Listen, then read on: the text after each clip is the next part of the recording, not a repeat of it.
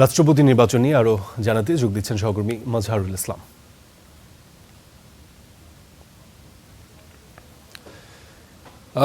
মাঝার, আনুষ্ঠানিকতা শুরু হয়ে গেছে, আমরা দেখছিলাম। সংসদ সদস্যরা যখন আসলেন তাদের সঙ্গে কি কথা বলার সুযোগ হয়েছে কিনা, তারা আসলে কি বলছেন?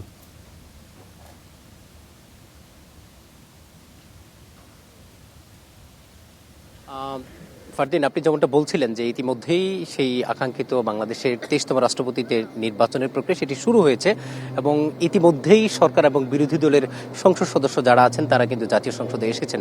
ফলে এই যে প্রায় 7টি জাতীয় সংসদের পর, অর্থাৎ সেই সর্বশেষ পঞ্চম জাতীয় সংসদের পর ত্রয়োদশ জাতীয় সংসদে সে রাষ্ট্রপতি নির্বাচন হচ্ছে এবং এই নির্বাচনে সরকার এবং বিরোধী দলের দুইজন প্রার্থী আছে।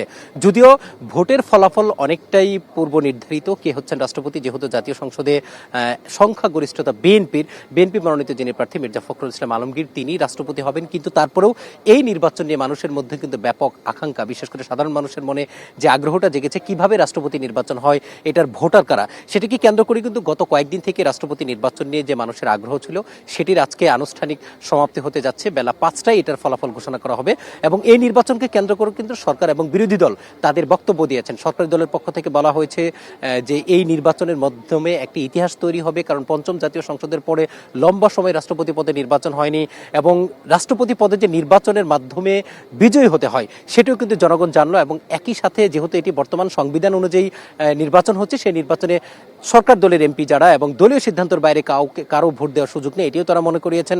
একই সাথে সরকার দলের পক্ষ থেকে বিরোধী দলকে ধন্যবাদ জানানো হয়েছে এই জন্য যে বিরোধী দল প্রার্থী দেওয়ার কারণেই মূলত আজকের এই রাষ্ট্রপতি নির্বাচনটি মূলত নির্বাচনের মাধ্যমে সমাপ্তি হচ্ছে। যদি বিরোধী দল প্রার্থী না দিত, যেহেতু সরকার দলের পক্ষ থেকে একজন ব্যক্তিকে মনোনয়ন দেওয়া হয়েছে, তাহলে তিনি রাষ্ট্রপতি হতেন। একই সাথে বিরোধী দলের পক্ষ থেকেও কিছু অভিযোগ আছে। সেই অভিযোগটা হচ্ছে যে জুলাই সনদ মেনে যদি রাষ্ট্রপতি নির্বাচন হতো তাহলে হয়তো বা আরো হাড্ডাহাড্ডি লড়াই হতো। যেহেতু বিদ্যমান সংবিধান অনুযায়ী হচ্ছে, তাহলে তারপরেও তারা গণতন্ত্রকে একটি সাংবিধানিক ভিত্তির উপর এবং গণতন্ত্রকে শক্তিশালী করতেই মূলত তারা আজকের এই রাষ্ট্রপতি নির্বাচনে অংশ নিয়েছেন এবং এর মাধ্যমে নির্বাচনবিহীন যে কোনো কিছু হয় না, অর্থাৎ বিগত 3টি নির্বাচনে মানুষ যেমন জাতীয় সংসদ নির্বাচনে ভোট দিতে পারেনি, একই সাথে 7টি রাষ্ট্রপতি নির্বাচনে কিন্তু জনগণ জানতে পারেনি রাষ্ট্রপতি নির্বাচনের প্রক্রিয়া। ফলে সরকার এবং বিরোধী দলের দুই দলেরই অংশগ্রহণের মাধ্যমে নির্বাচন যে জমে উঠেছে সেটি কিন্তু আমরা সকাল থেকে দেখছিলাম। কারণ সংসদ সদস্য যারা আছেন তারাও খুব উচ্ছ্বাস প্রকাশ করছেন যে তারাও ভোট দিতে পারছেন।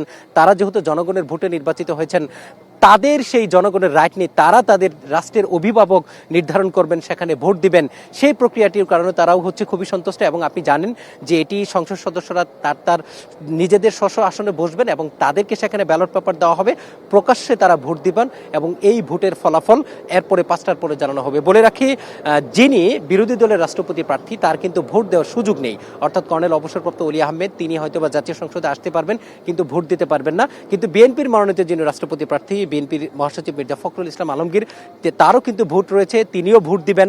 তা যেহেতু নিজের ভোটটা আসলে তাকে নিজেকেই দিতে হবে, দলীয় সিদ্ধান্তের বাইরে তিনিও যেতে পারবেন না, ফলে তিনি রাষ্ট্রপতি পদে প্রার্থী হয়েও নিজের ভোটটা মির্জা ফখরুল ইসলাম আলমগীরকে নিজেকেই দিতে হবে। আমরা জানি যে নির্বাচনে অনেক সময় প্রার্থীরা অনেক সময় হচ্ছে বিপক্ষে প্রার্থীকে ভোট দেয়, কিন্তু এটি যেহেতু দলীয় বাধ্যবাধকতা রয়েছে, একই সাথে সংবিধানের 70 অনুচ্ছেদের বাধ্যবাধকতা আছে, ফলে মির্জা ফখরুল ইসলাম আলমগীরকে কিন্তু তাকে নিজেকে ভোট দিতে হবে। একই সাথে ভারপ্রাপ্ত রাষ্ট্রপতি যিনি ইতিমধ্যেই বিদায় নিয়েছেন তাকেও কিন্তু ভোট দিতে হবে, তিনিও যেহেতু সংসদ সদস্য তাকেও এই নির্বাচনে তিনিও ভোট দিচ্ছেন। বলে রাখি, বিএনপির একজন প্রবীণ রাজনীতিবিদ এবং প্রবীণ সদস্য সংসদের মির্জা আব্বাস তিনি কিন্তু এই নির্বাচনে ভোট দিতে পারছেন না, শারীরিক অসুস্থতার কারণে তিনি দেশের বাইরে রয়েছেন এবং তিনি দলীয় প্রধানের কাছ থেকেই ছুটি নিয়েছেন, ফলে তিনি আজকে ভোট দিতে পারবেন না। এটি অর্থাৎ চিফ হুইপের পক্ষ থেকে আমাদেরকে জানানো হয়েছে। বিরোধী দলের তারা হচ্ছে তাদের একটি বৈঠক করেছেন, দলের এমপিরা যেন কাউকে ভোট না দেয় সেই বিষয়ে তাদেরকে সতর্ক করা হয়েছে। ফলে বলা চলে এই যে সরকার এবং বিরোধী দলের এমপিদের যে উচ্ছ্বাস উদ্দীপনা এবং সরকার এবং বিরোধী দলের মন্ত্রী এবং বিরোধী দলের চিফ হুইপের যে বক্তব্য, সেগুলো মিলেই এই নির্বাচন নিয়ে মানুষের যে আগ্রহ সেটি কিন্তু এই আগ্রহ মানুষকে দেখানোর জন্য কিন্তু বিটিভি থেকে সেটা লাইভ করা হচ্ছে এবং একেবারে স্বচ্ছ প্রক্রিয়ার মাধ্যমেই সেই ভোটটি হচ্ছে। ফলে ত্রয়োদশ জাতীয় সংসদের নির্বাচনের মাধ্যমে অর্থাৎ দেশের 23তম যিনি রাষ্ট্রপতি হচ্ছেন তিনি নির্বাচন নির্বাচনের মাধ্যমে রাষ্ট্রপতি হলেন। সবশেষ পঞ্চম জাতীয় সংসদে যে নির্বাচন হয়েছিল সেখানে দুইজন প্রার্থী ছিল। বিএনপির প্রার্থী ছিলেন আতর রহমান বিশ্বাস, যিনি সেই সময়ের সাবেক প্রধান বিচারপতি ছিলেন, এবং আওয়ামী লীগের তৎকালীন সময় যিনি প্রার্থী ছিলেন বদরুল হায়দার চৌধুরী, তিনিও কিন্তু তিনি 92টি ভোট পেয়েছিলেন। আজকের এই নির্বাচনে, রাষ্ট্রপতি নির্বাচনে কে কতটি ভোট পাবেন এটা কিন্তু অনেকটা অনুমেয়, যেহেতু বিএনপির 247 জন অর্থাৎ সংরক্ষিত আসন সহ তাদের 247 জন ভোটার রয়েছেন, তারা ভোট দেবেন। একই সাথে আপনাকে বলে রাখি, এই ত্রয়োদশ জাতীয় সংসদ নির্বাচনে বা ত্রয়োদশ সংসদে 7 জন তারা হচ্ছে স্বতন্ত্র থেকে নির্বাচিত হয়েছেন। তারাও একটা সময় বিএনপি করতেন। আমরা চিফ হুইপকে জিজ্ঞেস করেছিলাম যে তারা তাদের কাছে ভোট চেয়েছে কিনা। তারা যেটি বলেছেন যে ভোট দেওয়ার সবার অধিকার আছে, যদিও দলীয় সিদ্ধান্তের বাইরে কারো দেওয়ার সুযোগ নেই, তবে তারা তাদের কাছে কারো কাছে ভোট চান নাই। যেহেতু তারা ভোট চান নাই, ফলে এই 7 জন এমপি কাদেরকে ভোট দেবেন সেটি নিয়ে কিন্তু একটি আগ্রহ জেগেছে। ফলে এই নির্বাচনে আরেকটি কথা বলে রাখি, জামাতের একজন এমপি যিনি নানা কারণে তিনি দল থেকে বহিষ্কৃত হয়েছেন, তিনি কাকে ভোট দেবেন সেটি নিয়ে একটা আগ্রহ তৈরি হয়েছে। একই সাথে ইসলামী আন্দোলনের একজন এমপি রয়েছেন, তিনি আসলে কাকে ভোট দেবেন। ফলে বলা চলে সরকার এবং বিরোধী দলের বাইরে প্রায় 10 থেকে 11টি ভোট রয়েছে, যে ভোটগুলো আসলে কার পক্ষে যাবে এটি একটি আলোচনার বিষয়।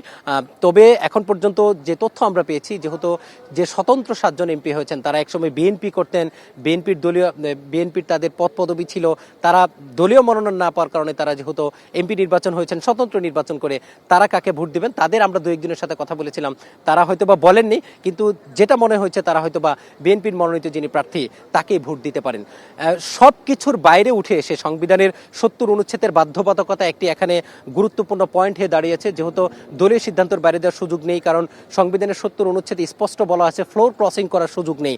যদিও যদি এটা জুলাই সনদ অনুযায়ী নির্বাচন হতো তাহলে সেখানে 70 অনুচ্ছেদের বাধ্যবাধকতা থাকতো না। এটি কিন্তু স্বরাষ্ট্রমন্ত্রী এবং চিফ হুইপ তারা তাদের দলীয় এমপিদের উদ্দেশ্য করে এই বক্তব্যটি দিয়েছেন, যেহেতু ফ্লোর ক্রসিং এর বাধ্যবাধকতা রয়েছে, সেখানে দলীয় সিদ্ধান্তের বাইরে কারো যাওয়ার সুযোগ নেই। বলে রাখি, যিনি রাষ্ট্রপতি নির্বাচন হবেন তিনি 5 বছরের জন্য রাষ্ট্রপতি নির্বাচন হবেন, এবং আগামী 5 বছর তিনি এই রাষ্ট্রের গুরুত্বপূর্ণ অর্থাৎ রাষ্ট্রের অভিভাবক হিসাবে তিনি দেশকে নেতৃত্ব দিবেন। এবং জুলাই সনদ বাস্তবায়ন হলে আমরা জানি রাষ্ট্রপতির বর্তমান যে দায়িত্ব আছে বিদ্যমান সংবিধান অনুযায়ী, সেখানকার থেকে কিছু দায়িত্ব তার বাড়বে, এবং বিদ্যমান সংবিধান অনুযায়ী তার গুরুত্বপূর্ণ কিছু দায়িত্ব রয়েছে। রাষ্ট্রের বিভিন্ন যে চুক্তি হয় এই চুক্তিগুলোর অনুমোদন করেন তিনি, সংসদের অধিবেশন ডাকেন তিনি, এবং প্রধান বিচারপতি নিয়োগ দেন তিনি। এছাড়া বাকি যে সাংবিধানিক যে প্রতিষ্ঠানগুলো রয়েছে সেই সাংবিধানিক প্রতিষ্ঠানগুলো তিনি প্রধানমন্ত্রীর সাথে পরামর্শ করে এই সাংবিধানিক প্রধানদের নিয়োগ দেন।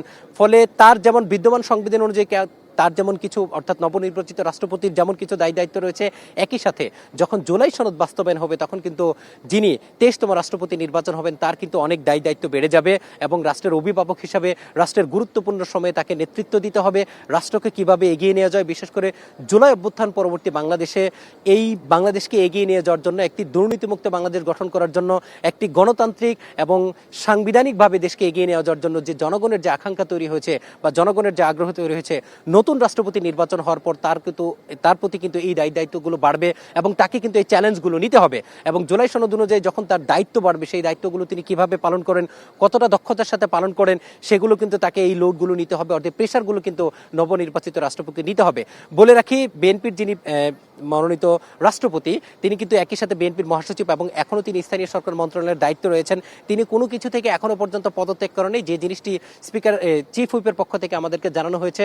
এবং আজকে যিনি রাষ্ট্রপতি নির্বাচন হবেন সেটি গেজেট হওয়ার পরে আগামীকাল সন্ধ্যা 7:30টায় কিন্তু তার শপথ নেওয়ার কথা রয়েছে বঙ্গভবনে, সেখানে তিনি শপথ নেবেন। অর্থাৎ এই যে জুলাই অভ্যুত্থান পরবর্তী একটি বাংলাদেশে, নতুন মানুষের যে নতুন প্রত্যাশা তৈরি হয়েছে, সেই প্রত্যাশার পূরণের জন্য কিন্তু তিনি যখন দায়িত্ব নেবেন সেই দায়িত্ব তার উপর অনেক বেড়ে যাবে।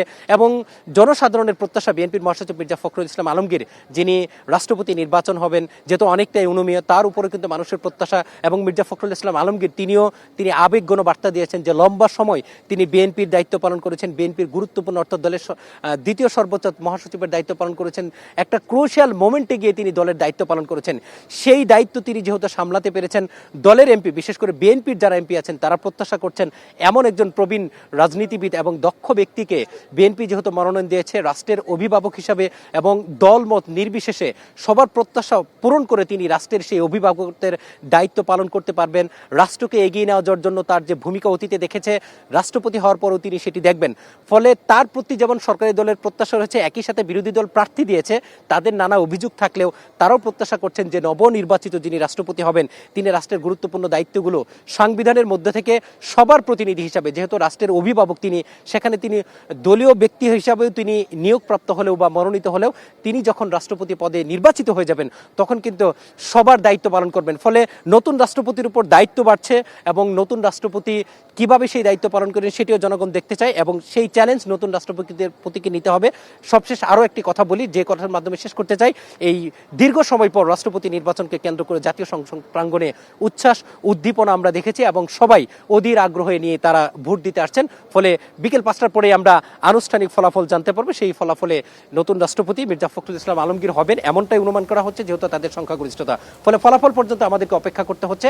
এরপরে নবনির্বাচিত রাষ্ট্রপতি কোনো বক্তব্য যদি দেন, তখন যদি কোনো নতুন তথ্য থাকে তখন হয়তো আমরা আপনার মাধ্যমে দর্শকদের জানাতে পারবো। ফারদিন, এই ছিল আমার কাছ থেকে দেশের 23তম যে রাষ্ট্রপতি নির্বাচন সেই সম্পর্কিত সবশেষ তথ্য।